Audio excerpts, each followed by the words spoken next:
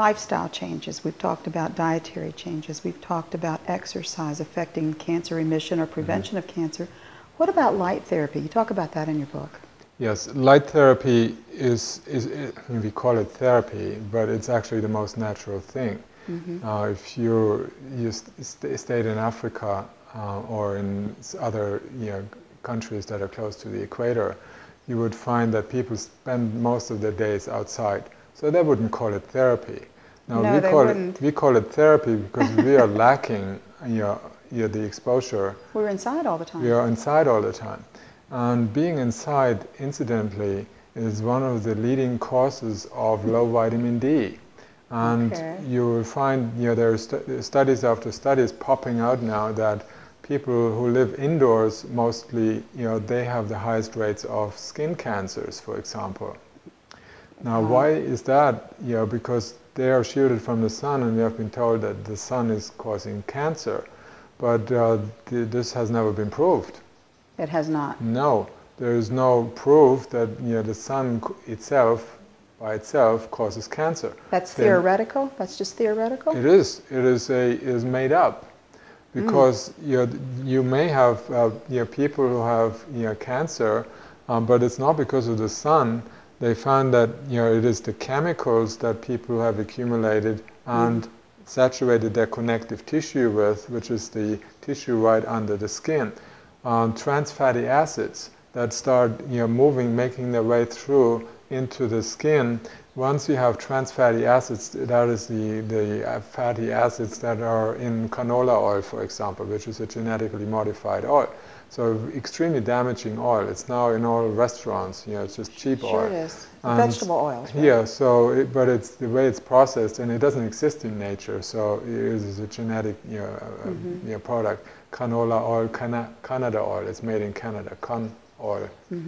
It's derived from rapeseed. Rapeseed oil is very toxic, so they have to detoxify it and heat it, and then you create the trans fatty acids. So once they are getting into the cell membranes, they start, and then the sun, the UVA is getting to them.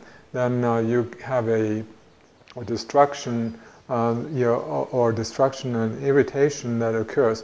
The body will try to eliminate those poisons and toxins through the skin, and that can damage the skin. When you're exposed to the sun, it brings it faster through the skin, which is a healing. You would want that because you want to get it out. You don't want to keep it and then creating tumors all over the body. So the sun is not a cause of cancer, but the sun is helping you to produce vitamin D, and vitamin D is the principal steroid hormone that is controlling the immune system and the circulation, cardiovascular functions. Heart is dependent on vitamin D. The brain is totally dependent on vitamin D.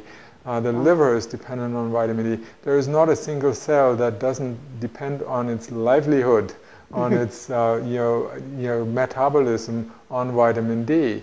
And when you are sitting indoors and the glass that allows the light to come through, it will filter out UVB. UVB is responsible for producing vitamin D in the body. UVA destroys vitamin D in the body.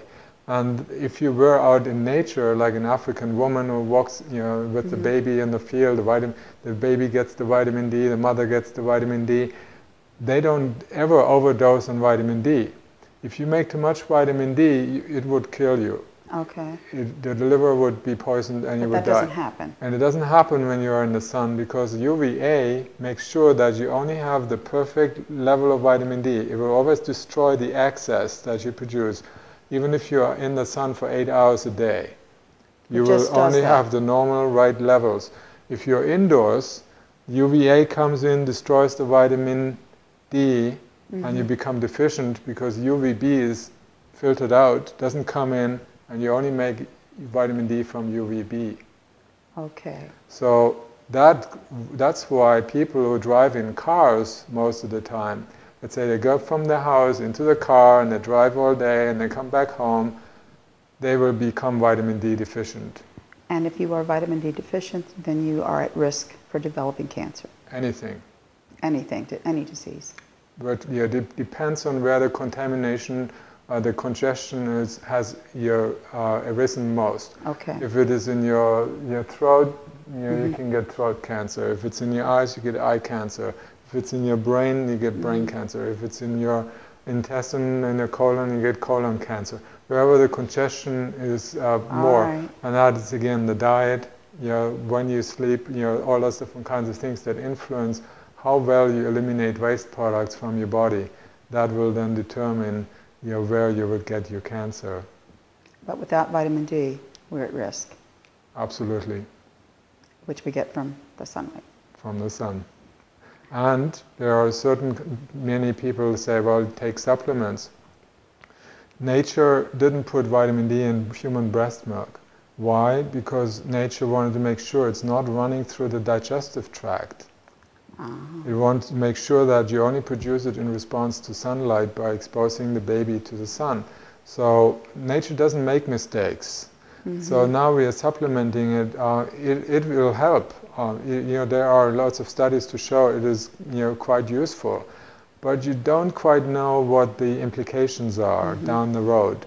So I prefer to say, well, get vitamin D through sun exposure, or in the winter if you're in a northern state, by exposure to UV light from vitamin D lamps, UV lamps, which I grew up in Germany, and we used to have those. Oh, you did? It was just standard. Almost every household had them, because they knew vitamin D protects you against tuberculosis, for example. And in the 1920s, most of the diseases were treated with sunlight. They were. So sunlight therapy. Tuberculosis, people were taken up into the Swiss Alpine mountains and stripped of their clothes, exposed to the sun, and after a couple of days they were healed.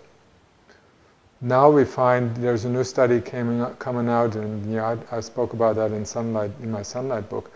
But it is the UV radiation that is now considered the only chance for the hospitals to be free of antibiotic-resistant organisms, which are now a leading cause of the infections that cannot be treated anymore with antibiotics. UV light does it.